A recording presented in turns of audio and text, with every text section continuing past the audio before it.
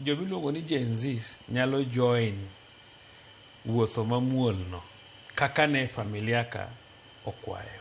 Ok en lweny. Idwaro ni Nairobi ema ochungo uchumi marwa ma Kenya ka. Omiyo wan gi welo mobiro timo ohala, wan gi welo mobiro bayo, wan gi dukni. To wasebet kwaneno ka jonjori biro e ng'anyo, gituro dukni ji, kendo gimayo ji.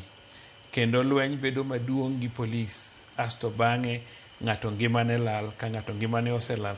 To mane gima joma pingo sirkal bro wacho higa mzima. Omiyo gima nie wi obila kawuono ka ginindo. Yes. Eni gidwaro ni mondo ng'anyo makiny, kata procession makiny, kata wuoth mamuol makiny, obed ni ji bro chokre kamoro, to gichako wuoth kaka no kwano gi kaka ne gindiko. Gi yore ma giluwo nyaka kama gichope. E yo mamuol maber. To kopo ni ng'at moro ibro nwang' tok Moi Avenue kucho, kata ng'ama osekalo yo madonjo Harambee Avenue, yo madonjo Kenyatta Avenue, madonjo Webera, madonjo Mama Ngina, madhi City Hallway, madhi Parliament, madhi Harambee Avenue, madhi Office President. Koyudi oko mar kanyo, tadieri okin jang'anyo mane oluong, mane jogo kwayo ni dwa bedogo. In ng'ama nigi wechene moko.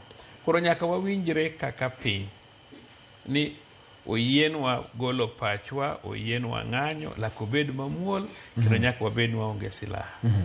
Ma kopo ni ng'ato biro gi yo moro mopogre gi mano, basi ok en ng'ama biro ng'anyo e yo mamuol, en ng'ama ketho chik. Orbe ni make, kendo orbe ni deal kode.